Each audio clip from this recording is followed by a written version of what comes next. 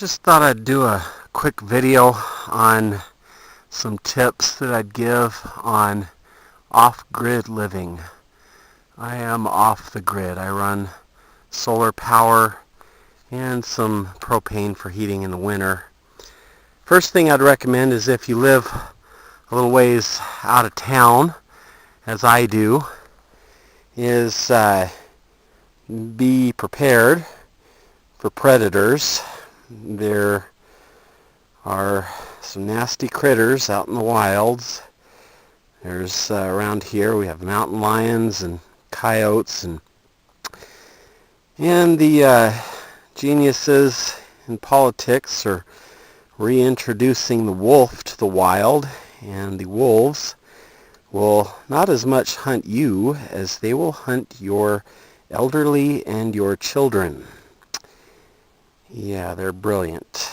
So, my choice for protection in these situations is a 9mm and a 12-gauge shotgun.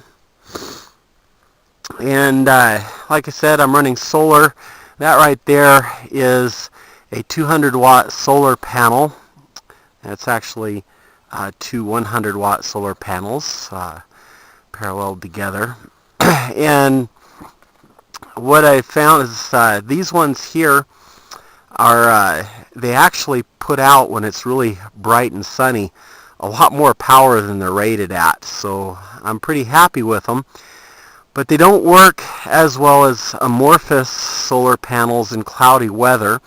And I have another 405 watts worth of amorphous solar panels, which you can get at Home Depot, which will provide some decent power when it's a little cloudy, just not super thick overcast.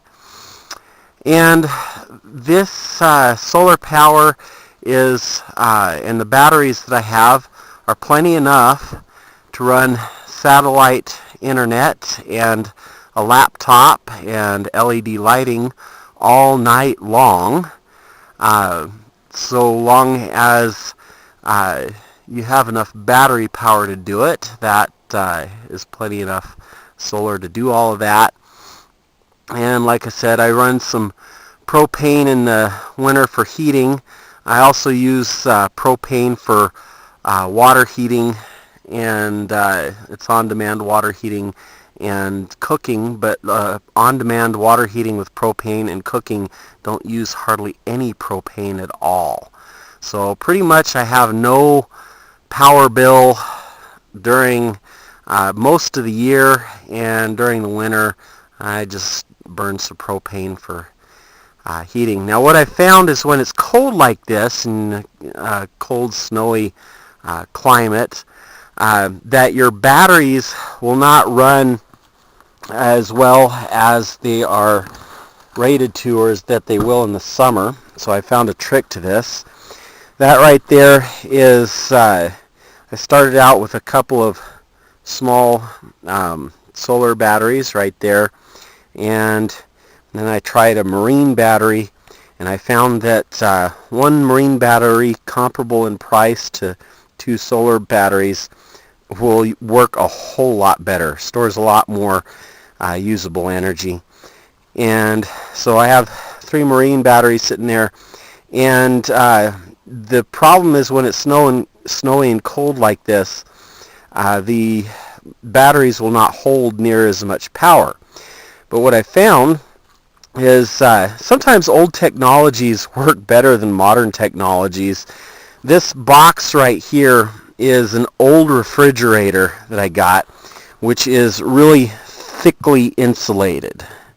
That's what I mean. They don't quite build them like they used to. But this old refrigerator unit, I basically drilled a couple of holes for the wires to run out.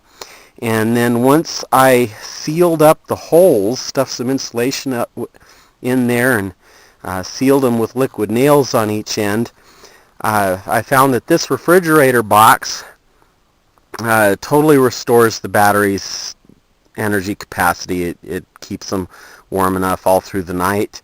If you live in an extreme cold environment, you might have to paint the box black so that it collects some heat during the day. But I find that I don't have to do that for this environment. So that very well works for me.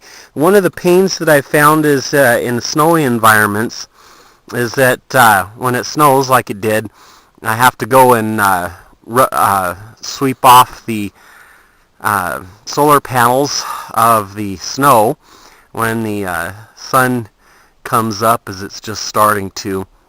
It will melt the ice, but so I don't really need to scrape them, but you need to take the snow off the surface. And same with satellite internet. If you're a little ways out of town, it helps with the reception if you don't get too much snow. But I found that the other night I was using this and it had a good 3 inches thick snow on it, and it was still working pretty good. So